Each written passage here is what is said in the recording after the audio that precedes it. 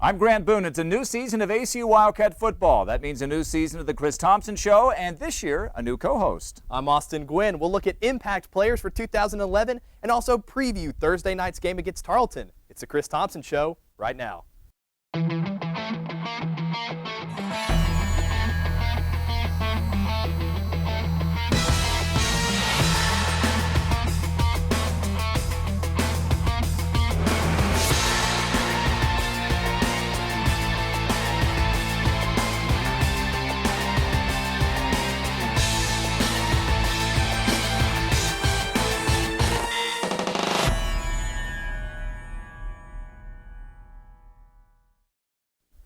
Welcome to a new season of the Chris Thomsen Show. I'm Grant Boone, along with ACU head coach Chris Thomsen, entering his 7th season, joined this year by Austin Gwynn, the sports director for the JMC Network here at Abilene Christian University. Coach, coming off an 11-0 season last year, you are ranked number 3 in the preseason poll in one of the polls. You ranked number 4 in the other. An amazing year last year, getting ready for this year, a lot of hype, a lot of publicity. What, if anything, does a preseason ranking mean to you and your team? Really, you know, at the Division II level really doesn't mean anything because we have a playoff system. And in the Division 1A level, those preseason rankings are pretty important just because of the kind of like pole position in a race. But in Division II, it really doesn't make much difference. It's nice to see your name up there, but we've learned over the years that really doesn't mean anything. And I think we used to talk about that 4 or 5 years ago, but it really hasn't even come up in our training camp this year to even talk about the preseason ranking because really our guys just understand it really doesn't hold much weight in the Division II level. And Coach, you got a quarterback that's the LSC Offensive Player of the Year, a defensive end that's the Defensive LSC Player of the Year. They're both All-Americans. How big is that for you to have your guys recognized not only locally in the LSC but also nationally? Well, it's the recognition's great, but more importantly, just the leadership that they provide. I mean, we've got a lot of new guys on this team this year, both sides of the ball, some new faces in positions that are critical. So having some older guys back like Mitchell and like Ashton and Derek Odelusi and Matt Weber and Neil Tivis, you can go down the line. We've got 16 seniors that we feel strongly about that can really lead, but you know, having Ashton on one side, Mitchell on the other, that's big for your team from a leadership standpoint. Coach, we're going to look back when we return from this break at an amazing 2010, an historic 2010, the first ever 11-0 season in school history, and we'll look ahead to this 10-game 2011 season. That's next on the Chris Thomsen Show. Welcome back to the Chris Thomsen Show. Coach, before we look ahead to 2011, we have to look back at an historic 2010 season, the first ever 11-0 regular season in the history of ACU football. And you can start rattling off the accolades. You talk about the offensive back of the year, Mitchell Gale, the defensive player of the year in Aston Whiteside. You had the freshman of the year, Daryl Cantu Harkless. You won your 4th coach of the year in the last 5 years. It was a special season. What do you remember most?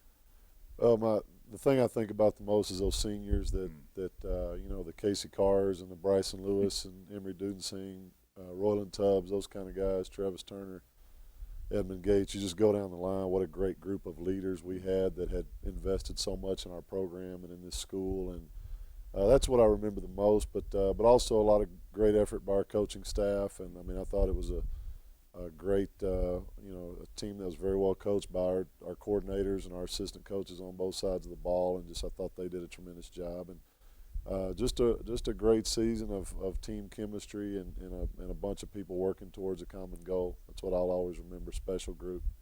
Looked like you had kind of a sick look on your face when you rattled off all those names of guys who are not going to be here this year. Yeah, great Those leaders. are some huge shoes to fill. Let's talk about the only game you didn't win last year. 55-41, you lose the playoff game to a guy who went on to win the Player of the Year award in Division II. He had some studs behind him out on the ends running down the field. It was a game you fell behind to Central Missouri 35-6, and with 95 seconds to go in the half, it looks like a blowout. You scored 2 touchdowns in the final 95 seconds. Yeah. You come back and you make a game of it. A couple of different times you had the ball with a chance to either tie or take the lead. When you look back at that game and you try to assess, okay, how do we need to get better, what do you think about? Well, I mean, that was was a team that, like you said, had some great weapons, and they got out on us a little bit early. And we made a couple mistakes early in the game that turnover put us in a bad situation, put our defense in a bad spot, and we just didn't get off to a good start. And to our guys' credit, they really fought back and gave us a chance to win the game, but just had a coverage breakdown in the third quarter that allowed them to get out. But each year you learn new things about what it takes, and your players more importantly learn new things. And we've got a lot of seniors this year that have been in those situations, and I think we've adjusted some things schematically with what we do on both sides of the ball and that's what you do every year. You look at what you did well and what you feel like you came up short in, and you try to continue to make adjustments towards the goal of a national championship. 5 straight years in the playoffs, 4 straight years you've made it to the second week of the NCAA Division II playoffs. Let's talk about this quest for a 6th straight playoff season. Impact players for 2011. Let's start with your quarterback. Last year, Mitchell Gale, nearly 3,600 yards passing, which was second all-time in ACU history. And oh, by the way, a school that has chucked the ball around the lot for about 40 years at least on a regular basis. He threw 38 touchdowns, an all-time single-season record, only 3 interceptions, only 2 of which came in the regular season, an amazing number there. And he was one of the 9 national finalists for the Harlan Hill Award. A year ago, if I'd have told you all those numbers were going to happen, I don't think you would have believed me, would you? I would have been really surprised if, and was surprised at the way Mitchell performed, and not surprised from the standpoint of his preparation. He works as hard as anybody in the country, but just a little bit inconsistent in 09 and really came out and had a great season. Had a great supporting cast too. I talked a lot last year at this time about he'll only do as well as his receivers and his offensive line, and Edmund Gates and that group, Radway, Ben Gibbs stepped up, and then he had 2 All-Americans in the O-line, Turner and Tubbs, and all those guys stepped up, and they really worked hard to improve from 09 because 09 wasn't good. So Mitchell's development was huge and a big factor in our season, but those other guys had a big role, and this year, how those guys perform around him will dictate his success a lot. Not to say that someone at another school couldn't break out and have a Mitchell Gale type season, but when you look around the league, there aren't a lot of teams who bring back quarterbacks like Mitchell Gale, so you have an advantage there. Other side of the ball, another preseason All-America, another multiple preseason player of the year in the Lone Star Conference, Aston Whiteside, 7 sacks last year, double digits, nearing the all-time ACU record for sacks in a career. It's not just what he does on the field. What about Aston as a complete player off the field as well? Well, he's always been a great productive guy on the field, and what I've seen since January, when leaders leave like what we had last year with that senior class, you hope that new leaders emerge, and Ashton has been one of the key guys that's really stepped up in the off season. He's embraced that role? Yeah, he's embraced it, and much like Gates did last year and some of those guys, I mean, he really seems to enjoy the role. He understands everybody's kind of looking at him now. I think he didn't really have to do that last year with all those guys that we had, but man, he stepped up this summer. He's really stepped up and really pushed people because we really can't do that in the summer as coaches. We can't be around them, so your older players have to coach and push and motivate. He seemed to have done a great job on that, and then just in training camp so far, he just really stepped up with his level of leadership, and I'm excited to see the season that he has in that way. Let's talk about, as you mentioned, Gates and Radway, and now they're in the NFL trying to make it onto NFL teams. You've got some huge and some fast shoes to fill at wide receiver. Give us some names of some guys we're going to see in that role this year. Well, the guy that was the most productive, 2 guys last year, Ben Gibbs and Taylor Gabriel, those 2 guys caught the most passes of any returning player. So those 2 guys will be big. Darian Hoggs had a great training camp. He's a 3rd-year sophomore that's been in the program. He was back up to Gates last year. He's had a really good camp. Austin Kessler's a 5th-year senior who we expect big things from, who's made some big catches for us. And Jermaine Sherman transferred in at midterm. We expect him to have a big season. And there's some guys that we feel real good about. It's just a new group in some ways, and Mitchell and those guys are going to have to get on the same page and develop that rhythm that we had last year, and that'll take a little bit of time. As those guys go, Mitchell will go. give me a couple of names of some people like Jermaine Sherman who have never suited up for the Wildcats before that are going to become very familiar names to Wildcat fans on either side of the ball. Well, Sherman's one of those guys. Ronald Godden's a kid that transferred in from El Camino College in California. He's learning what he's doing right now in training camp. Receiver. Yeah, receiver. And then, on the offensive line, Reed Ware's really stepped up. He's a fourth-year junior from Childress, Texas, and Blake Spears, some of those guys on the offensive line. Linebacker, you bring in a guy who you said could be one of the most violent players you've ever seen. Yeah, Jesse Harper came from the same junior college as Sherman, Scottsdale. He's had a good camp. I expect big things from him. He's a very physical guy. And Rob Boyd, a defensive lineman, transfer from Sam Houston State. And then we've got a couple of guys in the secondary that are newcomers. We moved LB Suggs over to corner. I think he'll do some good things at corner. He's just a great football player in general. And Derek Drummond came in from Maryland. So there's some new faces. Cy Wilson was a redshirt last year. Some of those guys Nick Richardson will step up and have big roles this year. And Cy Wilson kind of runs in the family. Of course, his uncle Mark was a great player at ASU as well. Well, those impact players get a chance to make an impact starting Thursday night against Tarleton State. More of the Chris Thomsen Show in a moment.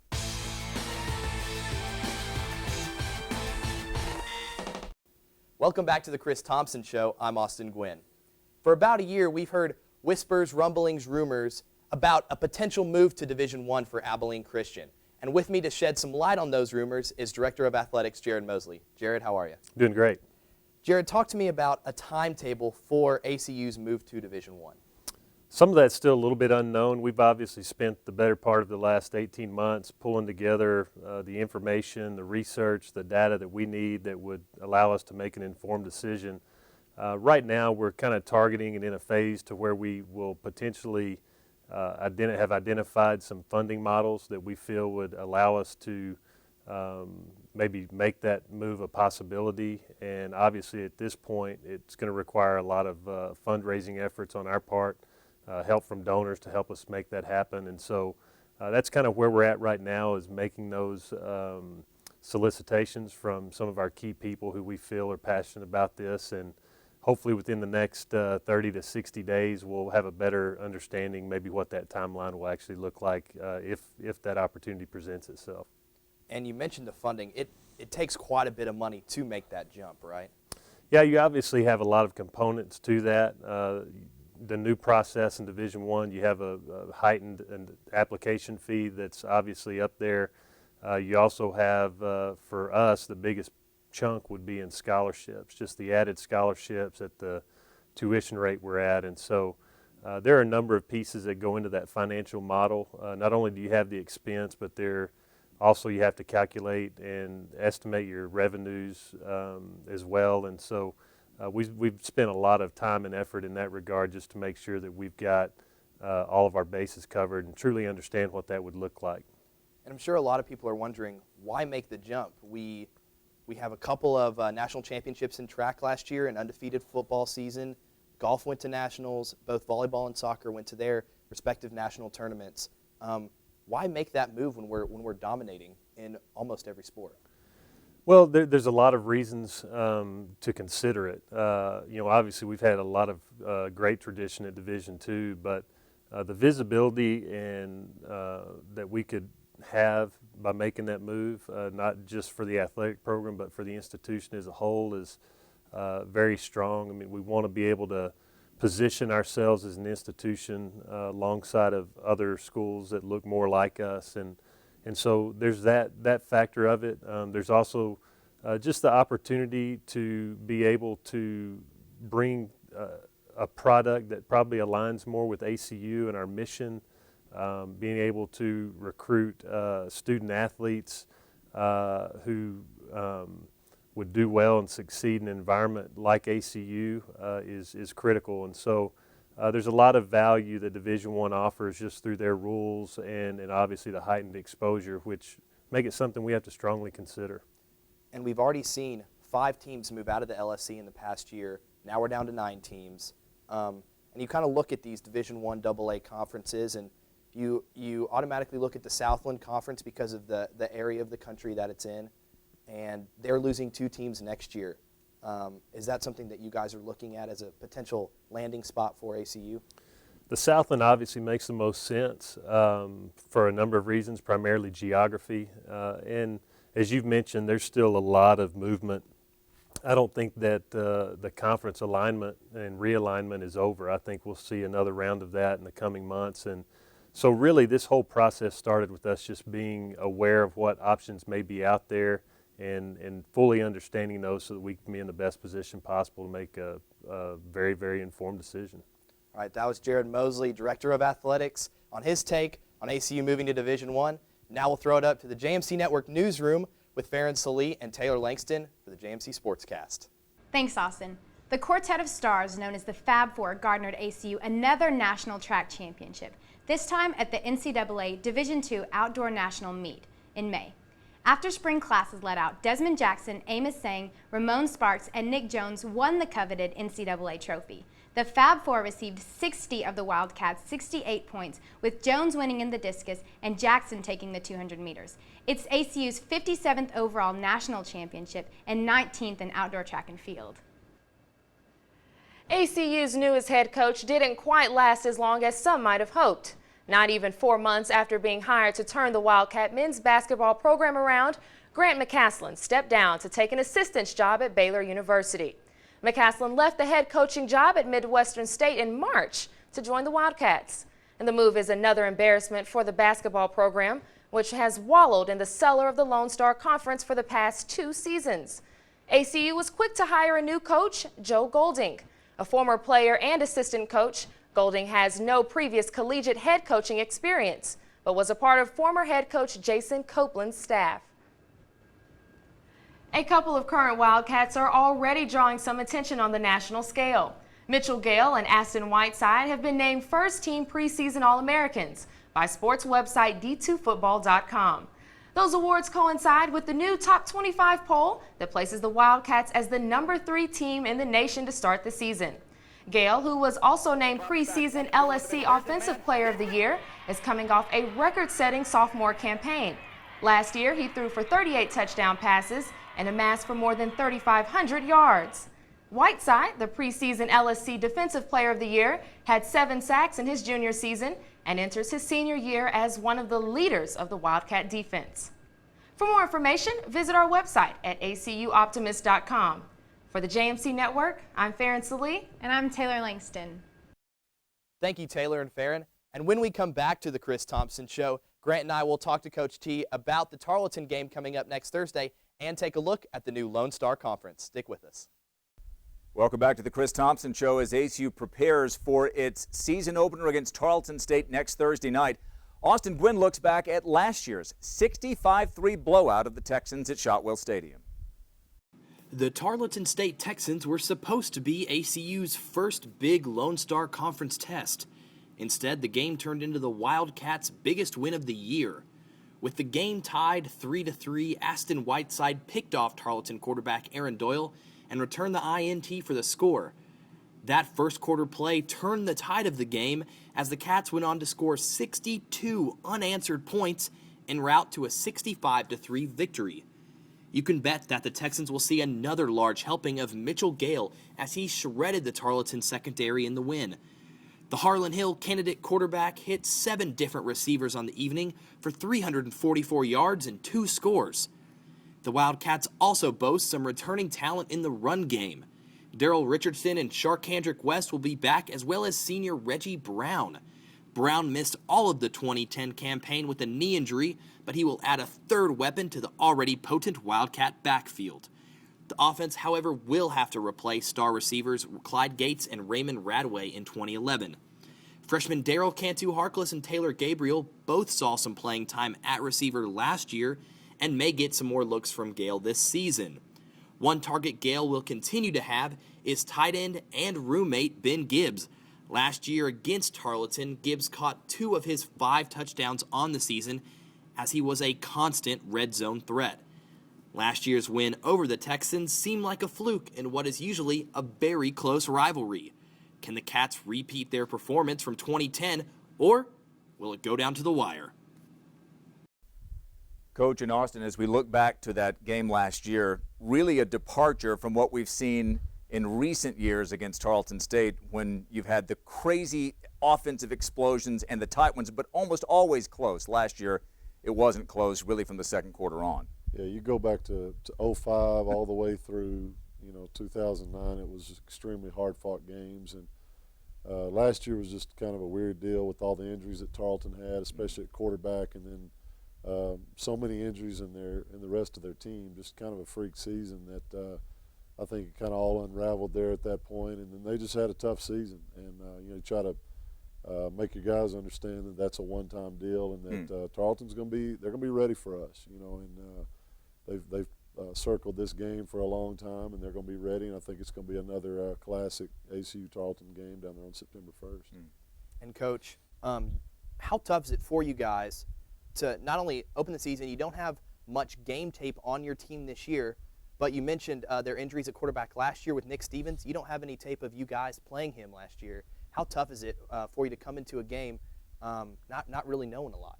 Well, not even just the personnel. I mean, it's hard to get we got to see Nick last year and saw him in the opener against Northeastern State, and he looked great. So he's a talented, good player. But on top of that, they got a brand new offensive coordinator with a brand new scheme. They're running the Texas Tech type air raid offense. The coordinator used to be at West Texas, Lee Hayes. So we have some familiarity with what they do on offense. But he's been some different places. He was at Baylor and University of Houston and Sam Houston State. So he's changed and evolved in the last 3 or 4 years since we last faced him. So it'll be interesting. We're going to have to do some adjusting as the game goes on because we don't have a lot of personnel or scheme tape to look at. So that's a Thursday night start against Tarleton State, September 1st. Coach, it's a new look Lone Star Conference this year. 5 teams have gone away, all from Oklahoma. You're down to 9 football-playing schools. Instead of 2 divisions like you've had for 15 years, you're down to 1 league of 9 teams. It looks a little bit like the Lone Star Conference that you first got to know when you first came to ACU in '93. It does. Everybody says it's a new look, but for me, it's the way it ought to be, the way it used to be. And and back then, Midwestern and Tarleton and really West Texas weren't in the league at that time, and so. It's tough like it used to be, but with those schools in it, it's even tougher. And back then, Kingsville had a real stranglehold on the conference, and Angelo State was great, and Commerce was great. And now there's so much more parity with Midwestern and Tarleton. Some of those schools, West Texas, have really emerged. So it's going to be an interesting season in the conference race. And Coach, you talk about parity. With all due respect to the teams that left, the strength of the conference is still there. And you play every team in the conference this year. Yeah. What do you guys need to do differently this year, knowing that you're going to play every team and the strength of the conference is still there? Well, I don't know if we do anything differently. We'll continue to prepare the same way that we have, but I think our guys need to understand that it's going to be a little bit more of a challenge.